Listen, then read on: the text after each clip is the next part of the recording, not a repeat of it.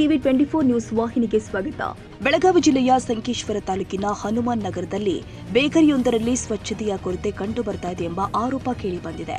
Bakery ಸಾಮಗ್ರಿಗಳ ಸುತ್ತಮುತ್ತ ಗಲೀಜು ಹಾಗೂ ಅಸ್ವಚ್ಛ ವಾತಾವರಣ ಕಂಡು ಬರ್ತಾ ಇದ್ದು, ಸಾರ್ವಜನಿಕರ ಆರೋಗ್ಯದ ದೃಷ್ಟಿಯಿಂದ ಸಂಬಂಧಪಟ್ಟ ಅಧಿಕಾರಿಗಳು ತಕ್ಷಣ ಪರಿಶೀಲನೆ ನಡೆಸಬೇಕು ಅಂತ ಒತ್ತಾಯ ವ್ಯಕ್ತವಾಗಿದೆ.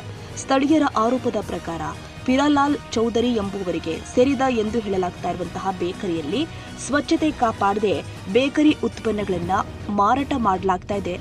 ಆಹಾರ ಪದಾರ್ಥಗಳ ತಯಾರಿಕೆ ಹಾಗೂ ಮಾರಾಟದ ಸ್ಥಳದಲ್ಲಿ ಅಗತ್ಯ ಸ್ವಚ್ಛತಾ ಕ್ರಮಗಳನ್ನು ಪಾಲಿಸಲಾಗ್ತಾ ಇದೆಯೇ ಎಂಬುದನ್ನು ಆಹಾರ ಸುರಕ್ಷತಾ ಅಧಿಕಾರಿಗಳು ಪರಿಶೀಲಿಸಬೇಕಾಗಿದೆ.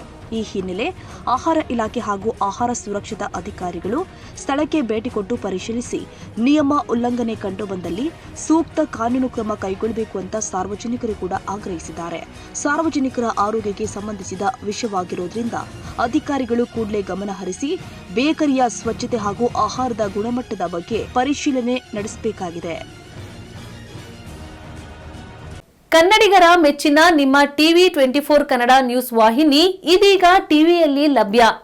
ಕರ್ನಾಟಕ ಮತ್ತು ದೇಶ ವಿದೇಶದ 360 ಡಿಗ್ರಿ ಸುದ್ದಿ ಹಾಗೂ ಉತ್ತರ ಕರ್ನಾಟಕ, ಬೆಳಗಾವಿ, ಬಾಗಲಕೋಟೆ, ಧಾರವಾಡ, ಹಾವೇರಿ, ಗದಗ, ಬಿಜಾಪುರ ಜಿಲ್ಲೆಯ ಕ್ಷಣ ಕ್ಷಣದ ವಿವರವನ್ನ ಪಡೆಯುವುದಕ್ಕೆ ಟಿವಿ 24 ಕನ್ನಡ ನ್ಯೂಸ್ ವಾಹಿನಿಯನ್ನ ಲೈಕ್ ಮಾಡಿ, ವಿಡಿಯೋಗಳನ್ನ ಶೇರ್ ಮಾಡಿ, ಕಮೆಂಟ್ ಮಾಡುವ ಮೂಲಕ ನಮ್ಮ ವಾಹಿನಿಗೆ ಸಹಕಾರ ನೀಡಿ ಮತ್ತು ಚಾನೆಲ್ ಅನ್ನ ಸಬ್ಸ್ಕ್ರೈಬ್ ಮಾಡಿ. Thank you.